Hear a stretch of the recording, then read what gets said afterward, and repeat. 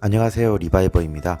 이번 영상의 주제는 가솔린차에서 디젤차로 넘어간 분들을 위한 관리법과 주의점입니다. 이 주제를 선정하게 된 계기는 지인 한 분이 르노 삼성의 1세대 SM5 가솔린 모델에서 산타페 TM 디젤 모델로 변경하게 되면서부터인데요. 이 지인은 디젤 특유의 높은 연비와 최신 안전장비에서 놀라움과 만족감을 느끼고 있지만 그만큼 디젤 엔진을 항상 최상의 상태로 유지하기 위한 방법을 알려주는 것이 필요하다고 생각되어 이 영상을 만들게 되었습니다.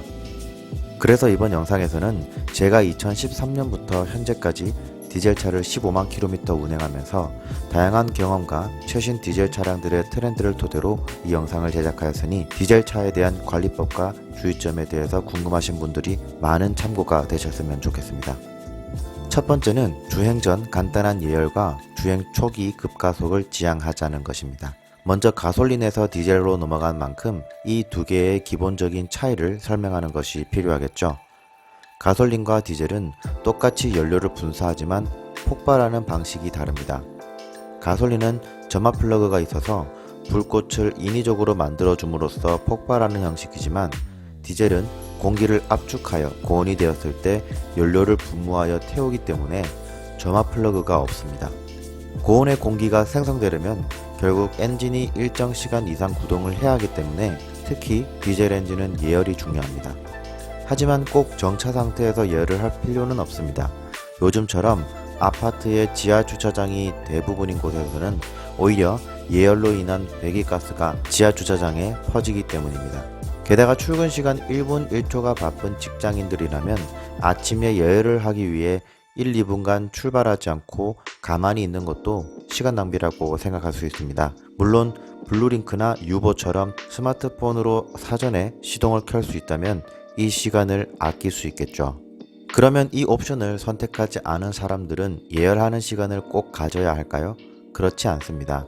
왜냐하면 디젤 엔진은 예열 플러그도 갖추고 있기 때문에 빠르게 엔진 온도가 올라가기 때문입니다. 그렇기 때문에 엔진의 시동을 켜고 몇 초 뒤에 바로 드라이브 모드로 바꾸고 운행해도 전혀 문제가 없습니다. 다만 초반에 엔진의 열이 오르기 전까지는 가능하면 급가속을 피하시는 것이 좋습니다. 또한 온도가 빨리 오르기 힘든 겨울철에는 급하지 않다면 1분만이라도 바깥에서 예열을 해주는 것을 추천합니다. 두 번째는 주기적인 흡배기 클리닝입니다. 디젤 엔진은 배기가스에서 질소산화물이 많이 발생하는데요. 이 질소산화물은 대기와 결합하여 각종 유해물질이 만들어지며 최근 문제가 되는 미세먼지도 이러한 질소산화물에서 발생된 2차 오염원에 속합니다. 그래서 각국에서는 유로라고 하는 디젤 배기가스 기준에 따라서 디젤 엔진의 배기가스에 대해서 점진적으로 규제를 강화하고 있습니다. 이러한 디젤 엔진 배기가스를 줄이기 위한 대표적인 방식이 세 가지가 있는데 DPF, EGR, SCR이 그것입니다. 먼저 DPF는 디젤 입자를 걸러내는 단순한 필터입니다. 대부분의 필터가 그러하듯 이 필터는 영구적이지 않습니다. DPF의 작동 원리는 필터의 배기가스 입자가 일정 이상 쌓이게 되면 550도의 온도에서 태워버립니다. 하지만 모든 필터가 그렇듯이 필터는 시간이 지날수록 신차 수준의 성능을 낼 수 없습니다. 아무리 배기가스 입자인 PM을 태워버린다고 하더라도 일부는 남아있을 수밖에 없기 때문입니다. 그래서 DPF를 클리닝 해주는 것이 필요합니다. 클리닝 주기는 10만 킬로미터에 한 번씩 하는 것을 추천합니다. 앞서 설명했던 EGR은 배기가스 재순환 장치라고 합니다. 이 부품은 엔진에서 배출된 배기가스에서 DPF와 SCR을 거친 뒤 다시 일부를 엔진으로 재순환시켜줍니다. 하지만 100% 깨끗한 공기는 아니기 때문에 흡기 라인에서 사진과 같이 카본이 쌓이게 되는 것입니다. 이 카본은 사람으로 치면 혈관에 콜레스테롤이 쌓이는 것과 같습니다. 파이프 내부에 카본이 쌓이면 원활하게 공기가 공급되지 못하기 때문에 신차 출고 당시보다 낮은 출력과 연비를 보여주게 됩니다. 그래서 이 또한 주기적인 클리닝이 필요한 것입니다. 마지막인 SCR, 선택적 환원 촉매 방식은 요소수가 부족하지 않도록 제때 보충해주는 것만 관리하면 됩니다. 요소수 부족 경고등이 들어오는 것은 문제가 없지만 완전히 바닥나게 되면 엔진의 출력과 연비를 강제적으로 떨어뜨리도록 세팅되어 있기 때문입니다. 디젤 엔진의 관리는 정말 중요합니다. 특히 같은 차라고 하더라도 가솔린 엔진보다 디젤 엔진이 비싼 이유가 엔진뿐만이 아니라 이러한 후처리 장치인 DPF, EGR, SCR의 가격이 동반되기 때문이기도 합니다. 몇십 년 전의 디젤 엔진은 이러한 DPF도, EGR도, SCR도 없었습니다.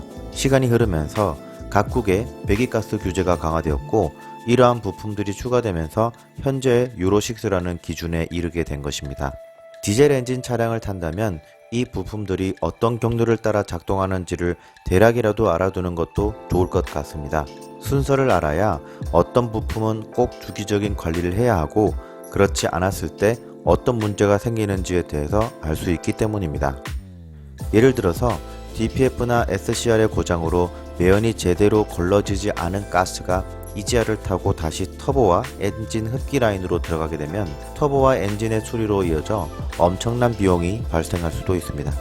뿐만 아니라 앞서 작동 원리에서 설명한 것과 같이 디젤은 연료를 분무하여 태우는 형식이기 때문에 연료 분사 노즐, 즉 인젝터의 분사량이 출고 초기와 유사한 수준으로 관리하는 것도 중요합니다. 그래서 10만 킬로에 한 번씩은 흡배기 등 전반적인 라인에 걸쳐서 클리닝 작업을 하시는 것이 좋습니다.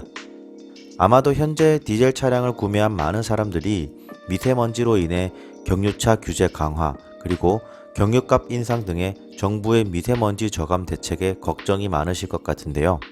하지만 현재 특히 문제 삼고 있는 것은 노후 경유차이기 때문에 유로6를 만족하는 차량의 경우 향후 최소 5년 이상은 운용하는 데 큰 문제가 없을 것이라 생각됩니다.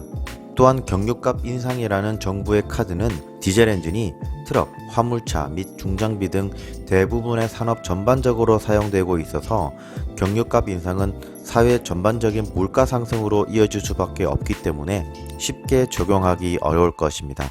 오히려 정부가 제대로 된 생각을 가지고 있다면 가솔린 가격을 낮춤으로써 자연스럽게 가솔린 차량을 구매하도록 유도하고 서서히 디젤 차량을 줄임으로써 정부의 미세먼지 저감을 위한 비용도 함께 줄일 수 있을 것이라 생각됩니다. 다만 이렇게 많은 사람들의 공감을 얻고 있는 가솔린 가격을 낮추는 것은 여전히 정부는 생각조차 하지 않는다는 것이 문제겠죠. 유로6를 만족하는 디젤차임에도 불구하고 가속 시 새까만 연기가 발생한다면 배기가스 저감 장치의 고장을 의심해 봐야 합니다. 일반적으로 고속도로에서 흔히 볼 수 있는 그런 차량들은 노후 경유차이거나 후처리 장치의 기능에 문제가 생긴 예시라고도 볼 수 있습니다. 운전자는 이를 잘 알 수 없기 때문에 주행 전 뜨겁지 않은 상태의 머플러 안쪽을 손으로 만져보았을 때 새까만 매연 입자들이 확인된다면 후처리 장치의 문제를 의심해 볼 수도 있습니다. 마지막으로 경유의 배기가스는 특유의 냄새가 있습니다. 냄새가 나는 것 자체는 정상이기 때문에 고장을 의심할 필요는 없습니다.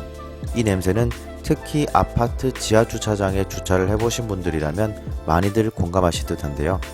이 냄새는 일정 시간 이상 지나게 되면 환풍기를 통해서 빠지기 때문에 가능하면 차를 주차하고 바로 내리기보다는 30초에서 1분 정도 있다가 나가면 냄새가 덜 느껴지므로 참고하시기 바랍니다.